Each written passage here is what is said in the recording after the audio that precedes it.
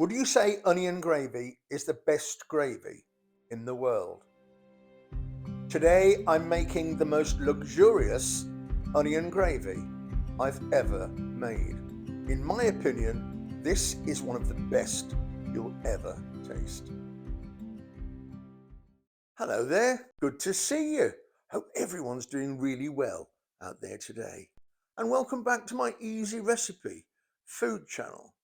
And thank you for joining me for today's rather lavish video presentation. I've made quite a few onion gravies in my time, and this is probably the greatest one I've ever made.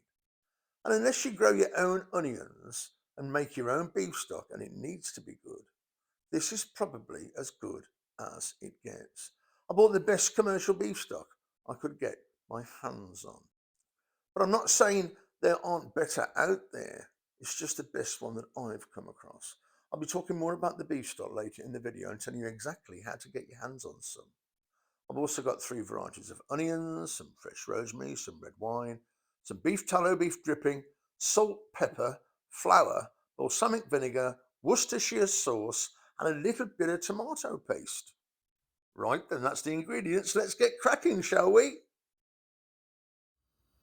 I've got a nice chunk of beef dripping in the pan, or beef tallow. I'm going to wait until it's melted and sizzling away, and then I'm going to add my finely chopped rosemary from my rosemary bush in my garden, along with the clove of garlic, which we're going to remove later. And then I'm going to put in some finely sliced onions, white and red. Don't forget the measurements, amounts are in the description box below. In goes some finely chopped scallions and a generous pinch of salt. And we are going to saute or stir fry this for about 15 minutes. The salt will draw the water out. It means we will arrive at the stage of cooking onions that we want to a little bit quicker because of the salt. Now, what I'm not going to do is caramelise these onions. I'm going to brown them and I'm going to soften them, but I'm not going to caramelise them. If we caramelise them too much, we will end up with no onions in our onion gravy. What will happen is, as we make the gravy, they will disappear into nothing. When I had my restaurant, people would often comment on my onion gravy. They'd say, "We love your onion gravy because there's so many onions in it." I didn't put too many in. I just didn't obliterate the onions during the caramelization process in the pan. So for me, it's all about maximizing the flavor, but not losing the onions. And I'm sure there's another way of doing onion gravy. This is my way, and I think it's fabulous. Right, we've got to the stage now where our onions are completely brown. I'm going to remove the garlic. I don't want a lot of garlic flavor. I just want a hint. Remove the garlic. Give that another stir around. Make sure those onions reach a certain stage. That's what we want. We want the onions to be brown and really well cooked, but not caramelized. Once they're at that stage, we're now ready for a lovely glass of full-bodied red wine. Put that in, bring it to a vigorous boil, and now what you need to do here, I can't really give you any measurements, you need to eyeball the amount of wine in there, and you need to cook it until there's only half of it left. So as I stir it now, you can see there's plenty of liquid at the bottom. In a few minutes, when I stir it now, can you see the liquid has evaporated? That's the stage we want. We want the onions to absorb the wine, but we want to evaporate the surplus wine.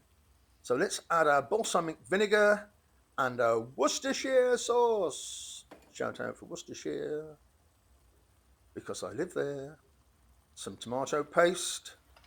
Mix that in really well over a very low flame at this stage, by the way. And now turn the heat off, and we're going to add 2 heaped tablespoons of flour. Probably equates to 3 tablespoons actually. Mix that in with the heat off. And if you know my sauces and my stews, you'll know that when I make a roux, I like to stir until the flour is no longer visible. Once it's no longer visible, carry on cooking it for a few more minutes until it forms a blob and it literally comes off the pan, leaving the sides, I guess the expression is. Let's have the first splash of my amazing gravy. We're going to be talking about the stock that I buy in a few minutes. Stay for that because it's all about how you can get your hands on this stock. Stir the stock in until it incorporates itself into your paste. Add a second splash of stock. And by the way, we're on a medium heat. I should have mentioned that. Stir that in again until once again the surplus liquid disappears into the solid aspect of the sauce. Okay, it's bubbling away now. Time to add the last splash of the stock. And yes, isn't it looking absolutely fabulous? Stir that in, bring it to a sizzle, a boil, a bubble. So many words they use now in recipes.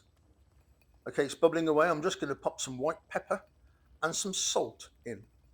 Please taste it. You may not want extra salt because the stock may contain enough for you. Stir in your salt and pepper. And then I'm going to give it another 3 or 4 minutes bubbling away.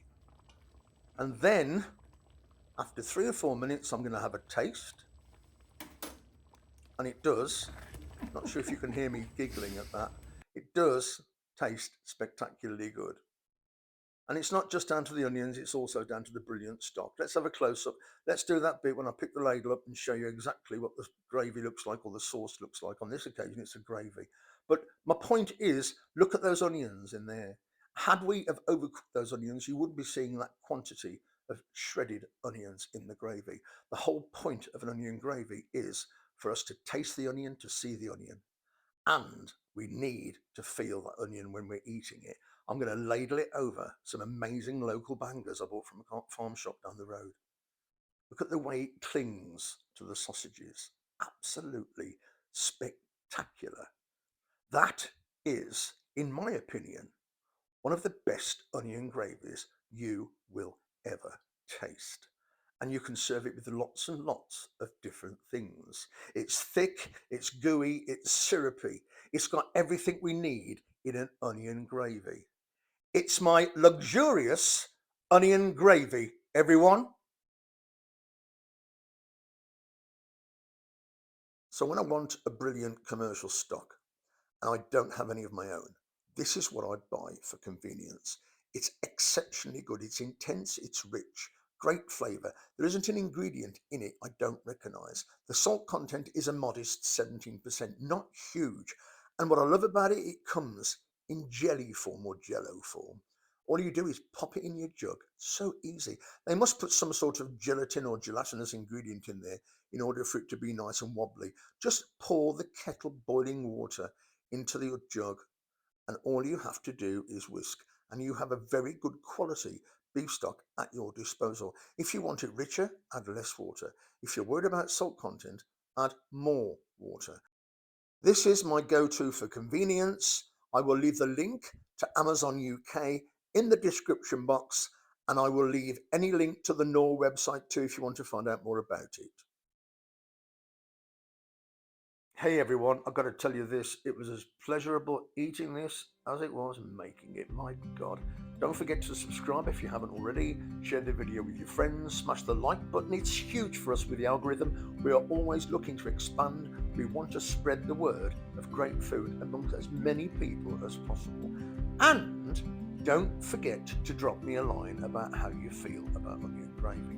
I really would like to hear all your comments. Have you got any stories about old onion gravy that you had when you were kids?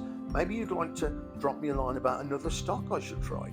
I'm going to get stuck in. I'm starving. I'm going to absolutely demolish this.